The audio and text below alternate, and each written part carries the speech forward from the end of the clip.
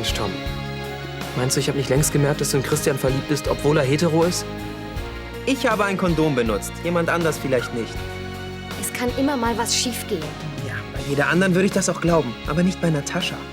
Weißt du eigentlich, wie verzweifelt sie ist? Das interessiert mich nicht. Auch nicht, wenn sie dein Kind abtreibt? Ich liebe dich.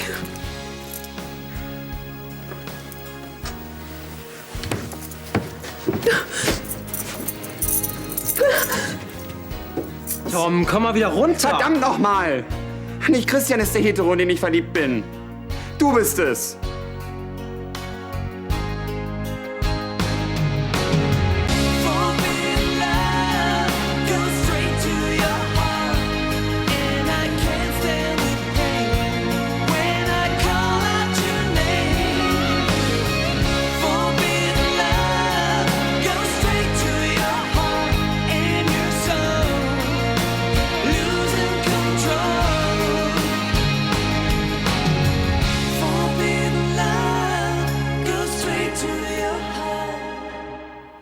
Und deine nächste Frage auch gleich zu beantworten. Nein. Ich habe auch keine Ahnung, wie wir jetzt weitermachen sollen. Wir? Tom, du hast dich in mich verguckt und nicht umgekehrt. Verstehe. Ich hätte doch bloß meinen Mund gehalten. Nein, das ist schon okay. Ich find's echt gut, wenn man mit sowas offen umgeht.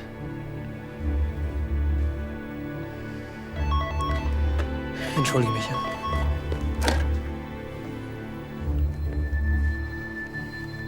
Ja? Frau Schneider? Nein, nein, Sie stören nicht. Das kann ich auf die Schnelle nicht sagen. Am besten, ich komme vorbei. Ja, bis gleich. Tut mir leid, ich muss ganz schnell ins Schneiders.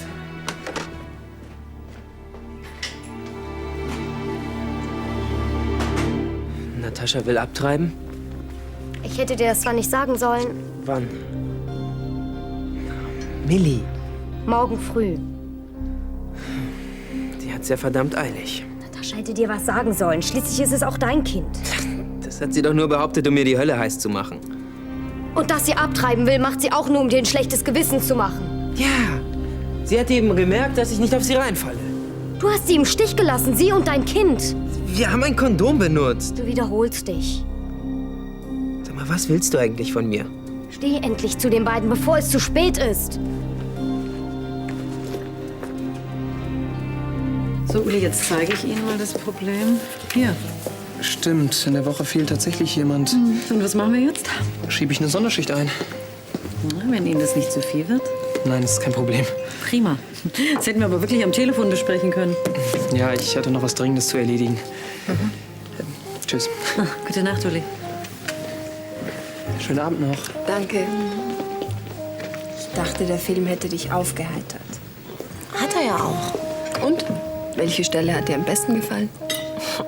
Welcher hat dir denn am besten gefallen? Der Abspann. Und als du das Popcorn geholt hast. Du nimmst mich ja gar nicht ernst. Na und?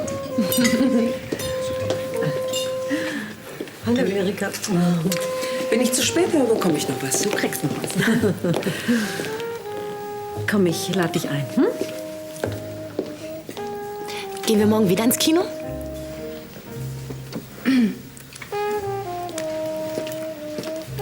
Möchtest du lieber gehen? Charlie. Angelo, die Rechnung für Tisch 3. Sofort. Wenn ich was tun kann. Hey, müssen nicht schon längst auf dem Weg ins Krankenhaus sein? Am liebsten würde ich blau machen. Machst du mir eine Cola? Ist die Nachtschicht so ein Stress? Ja, die nicht, aber ist auch egal. Jetzt sag schon, was ist so stressig? Ja, was wohl. Doch nicht schon wieder Uli. Er weiß Bescheid. Weiß denn, er weiß, dass du verliebt in ihn bist? Ich hab's ihm gesagt. Warum das denn? Er ist mir so rausgerutscht.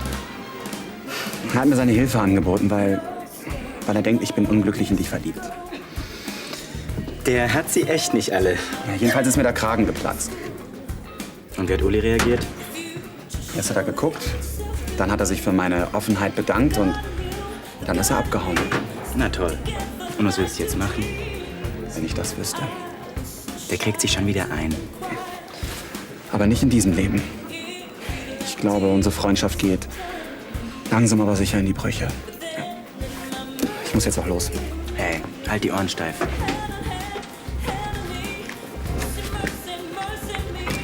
Ach nee, unser aller Freund und Bodyguard. Ich bin heute inkognito. Krieg ich trotzdem Bier?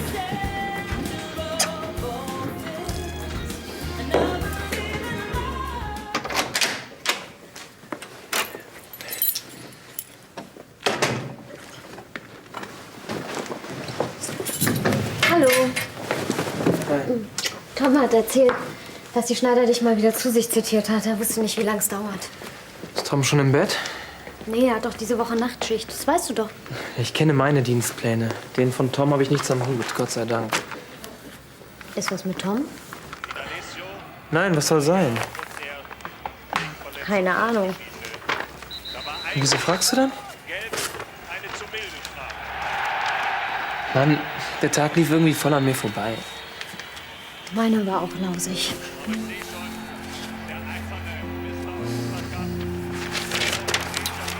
Milli, bitte, ich bin müde. Sonst nichts, okay? Hat Tom dir wieder eine Abfuhr erteilt, weil du dich in sein Liebesleben eingemischt hast? Quatsch! Also doch. Du redest die ganze Zeit nur von Tom. Hast du eigentlich keine anderen Sorgen? Doch, aber die scheinen dich ja nicht zu interessieren.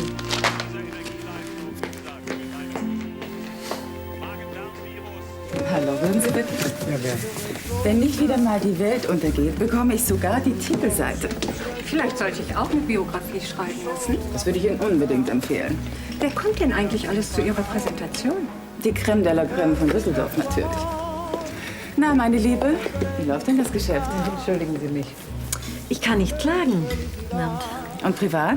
Ich habe dich schon lange nicht mehr in männlicher Begleitung gesehen. Hast du keine Zeit oder ist es altersbedingt? Naja, du brauchst nicht zur Anfahrten. Ich kann es mir schon denken. Hier? Oh, ich sehe gerade eine liebe Bekannte. Sie entschuldigen mich einen Moment. Natürlich. Frau Sander, heute mal ohne Ihre Lebensgefährtin? Auch nicht doch. Immer noch böse, weil ich Geschäftsfrau des Jahres geworden bin? Sie wissen genau, dass die Jury sich für mich entschieden hatte. Und Sie haben sich für Ihre kleine Freundin entschieden. Also sind wir quitt.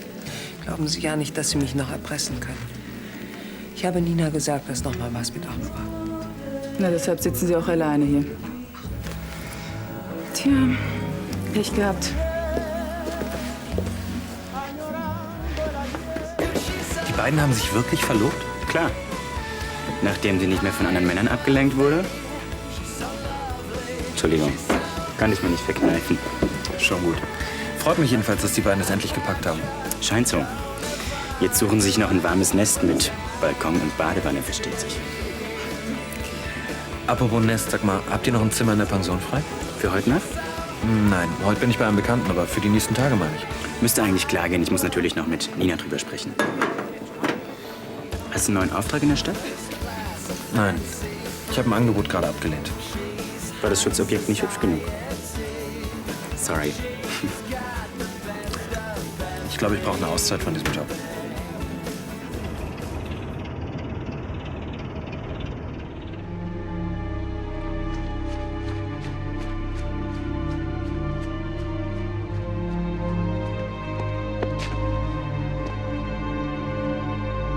Hey, was ist denn hier los? Willst du hier Wurzeln schlagen? Mir ist irgendwie nicht nach Laufen. Und wieso hast du ein Sportzeug an? Keine Ahnung. Ich bin heute irgendwie nicht gut drauf. Du hast Stress mit Gabriella. Nein. Aber sowas in der Art. Na, Natascha. Sie will abtreiben. Und, wo ist dein Problem? Also ohne Kind kann sie dich immerhin nicht mehr unter Druck setzen. Ja, schon. Aber was, wenn es doch von ihr ist? Du warst auch fest davon überzeugt, dass du nicht der Vater bist. Ja. Mittlerweile bin ich mir dabei nicht mehr so sicher. Oh, Scheiße. Stell dir mal vor, Kathi wäre schwanger und würde vor dieser Entscheidung stehen. klar, Mann, ich weiß genau, was du meinst. Wenn ich mir wenigstens 100%ig sicher sein könnte, dass ich nicht der Vater bin. Bei Natascha ist sowas echt schwer zu sagen. Gabriella ist überzeugt, dass sie mir was anhängen will. Und was denkst du? Theoretisch wäre es möglich. Also mal angenommen, du bist der Vater. Was willst du machen, wenn das Kind da ist? Das klingt vielleicht hart, aber vielleicht ist es besser, wenn sie abtreibt. Ja, vielleicht. Vielleicht aber auch nicht. Was sagt eigentlich Gabriella dazu? Nichts. Ich hab's ja noch nicht gesagt. Dann wird es aber höchste Zeit.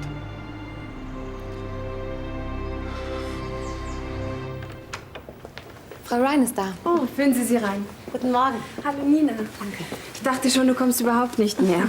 Entschuldige, aber ich mache nachts kein Auge mehr zu und morgens komme ich nicht hoch. Ach, du grübelst viel zu sehr, wenn du alleine bist. Warum bleibst du nicht einfach hier auf Friedenau? Komm, greif zu. Danke. Klingt verlockend. Aber ich muss mich erst mal wieder dran gewöhnen, allein zu leben. Aus und vorbei, endgültig. Dass sie mich mit Arno betrogen hat, damit kann ich leben. Aber dass sie mir das wochenlang verschwiegen hat, das kann ich ihr nicht verzeihen. Es ist dir bestimmt nicht leicht gefallen. Ja, und wenn schon. Ich hatte Angst. Ich habe immer gedacht, sie will mich nicht mehr. Ständig habe ich mich bei ihr entschuldigt.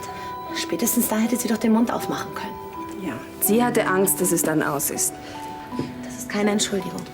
Weißt du, wenn man erst mal angefangen hat zu lügen, dann fällt es schwer, damit aufzuhören. Und je länger man wartet, umso schwieriger wird es.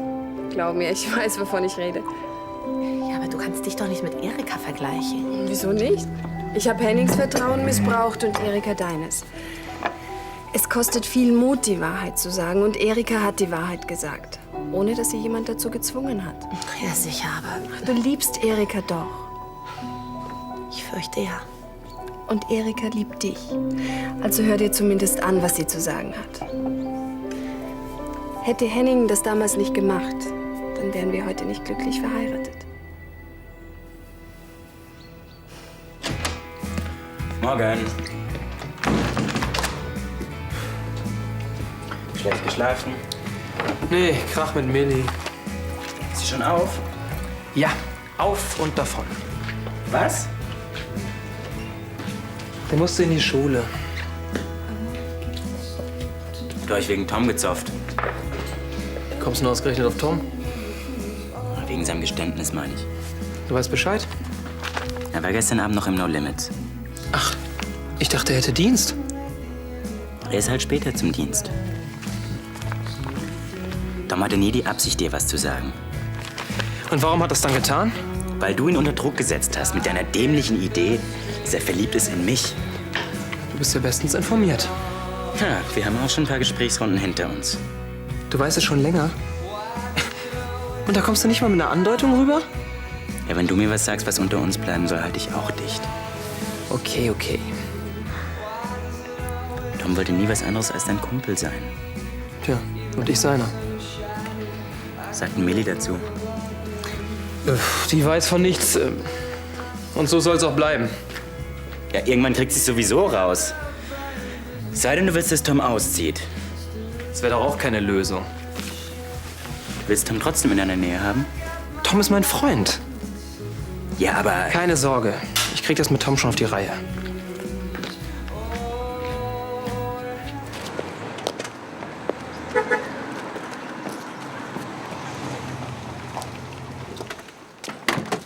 Hey, was willst du denn hier? Eigentlich wollte ich dich abholen und zur Fahrschule fahren. Und Herr Brandner hat mir gesagt, dass du schon los bist. Das ist ja lieb, aber ich glaube, die 3 Meter schaffe ich nur alleine. Hättest du was gegen eine nette männliche Begleitung? Nein, überhaupt nicht. Du, Daniel, habe ich dir eigentlich schon erzählt, als ich mich für die Fahrprüfung angemeldet habe? Toll. Für wann? Nächste Woche. Obwohl mein Fahrlehrer meinte, ich wäre jetzt schon soweit. Klasse. Und sonst gibt's nichts Neues? Nein, obwohl, ja, Millie hat angerufen. Und was hat sie gewollt? Eigentlich wollte sie mit Arno sprechen, aber als sie gehört hat, dass ich dran bin, fing sie wieder mit diesem Natascha-Gelabere an. Inwiefern? Ach, der übliche Mist. Aber ich habe sie ganz schnell wieder abgewürgt.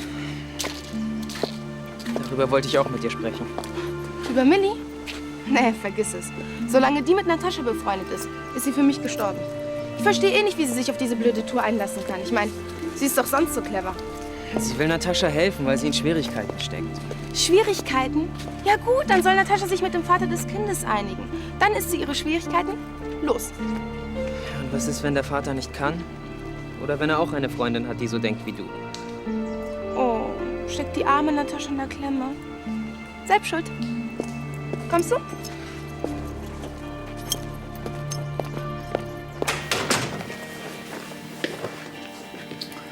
Frühstück ist gleich fertig.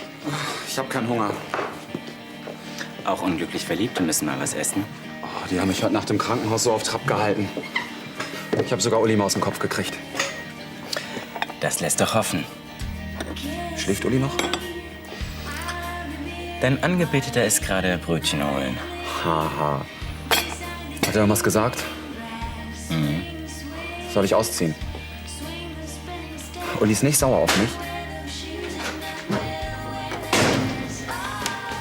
Hallo. Hi. War ganz schön was los beim Bäcker. Ich hau mich da mal aufs Ohr. Willst du nicht mit uns frühstücken?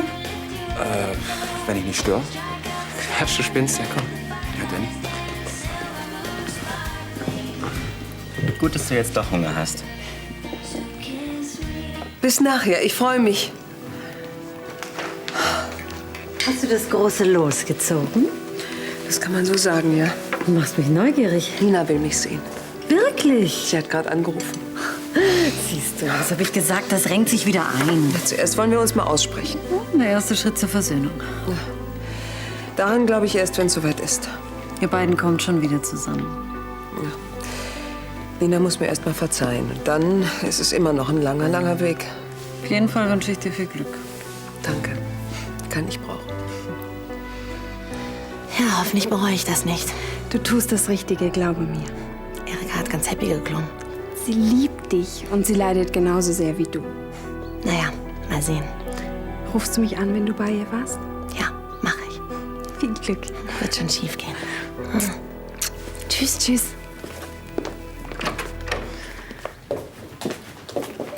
Sind wir jetzt ein Obdachlosenasyl? Bitte? Soweit ich informiert bin, hat Ihre Braut Sie doch rausgeworfen. Es wundert mich allerdings, dass Sie sich das bieten lassen. Wovon sprechen Sie überhaupt? Von meiner Wohnung. Wenn ich mich recht erinnere, haben Sie doch beide den Mietvertrag unterschrieben. Na und? Na, dann hätten Sie doch Ihre Lebensgefährtin vor die Tür setzen können. Immerhin war es Frau Sander, die den Ehebruch begangen hat. Wann ich, wo und wie ausziehe, das geht Sie nichts an. Woher wissen Sie das eigentlich? Ach, das ist eine lange Geschichte. Hast du Angst? Ein bisschen. Hatte ich auch. Das ist mittlerweile ein Routineeingriff. Ja, ich weiß.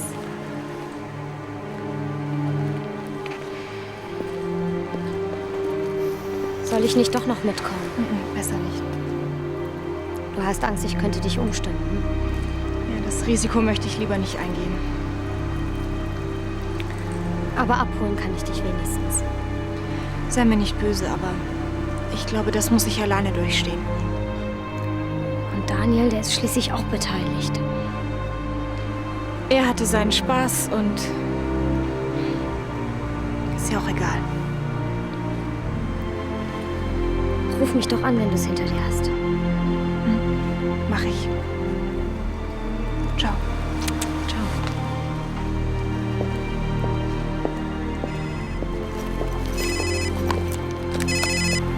Hallo? Hallo, Daniel. Nein, keine Ahnung. Ich weiß nicht, wo Natascha ist. Ehrlich nicht. Ich gehe ein paar CDs kaufen. Soll ich dir was mitbringen? Oh ja, was zu mampfen wäre nicht schlecht. Warte mal, ich habe eine Liste gemacht. Hier, das müsste eigentlich schon reichen. Hast du sie noch alle? Bin ich den ganzen Tag unterwegs? Jetzt stell dich mal nicht so an. Das sind gerade mal 2 Läden. Ja, zu Fuß, wenn du ein Auto hast. Du hast mich gefragt. Mach mich nur fertig. Danke. Ich dachte, du schläfst. Als wach würde ich mich auch nicht bezeichnen.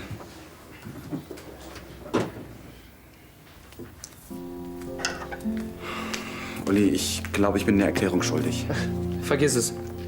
Nur eine Minute. Also gut.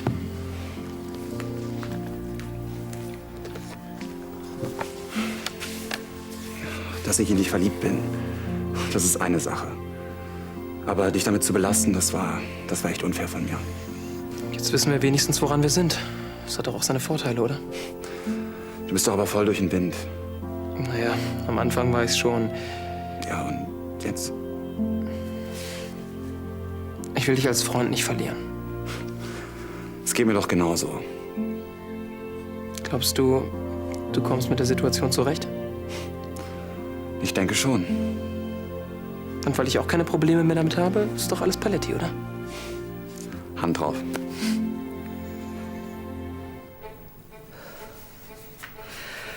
Ich habe alles falsch gemacht, verzeih mir.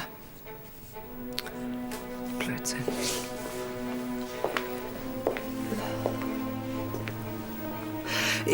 Ich finde es großartig, dass du mir und uns noch mal eine Chance geben willst. Hallo. Hi. Schön, dass du da bist. Setz dich doch. Danke. Nicht nötig. Wie du willst. Ich wollte nicht, dass es passiert. Ehrlich nicht. Ich weiß auch nicht, wieso es überhaupt passiert ist. Und dann wollte ich es dir auch immer sagen. Wolltest du das? Ja, aber ich wollte dir auch nicht wehtun. Hatte Angst, dich zu verlieren. Deshalb hast du geschwiegen. Und was hat dich dazu bewogen, mir doch noch die Wahrheit zu sagen? Du. Du wolltest doch immer einen Neuanfang und den wollte ich auch. Ja, aber ich konnte nicht. Nicht, solange ich nicht reinen Tisch gemacht habe. Du lügst. Fast hattest du mich so weit. Ich habe dich vermisst. Ich hätte dir alles geglaubt. Wovon sprichst du? Klaus hat dich erpresst. Und deshalb hast du mir das mit Arno gestanden.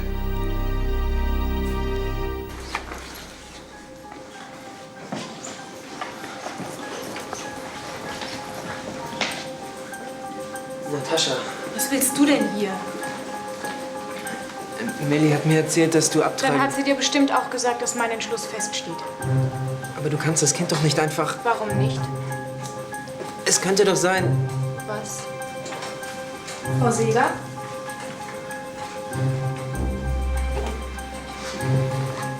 Hör mir einen Moment zu.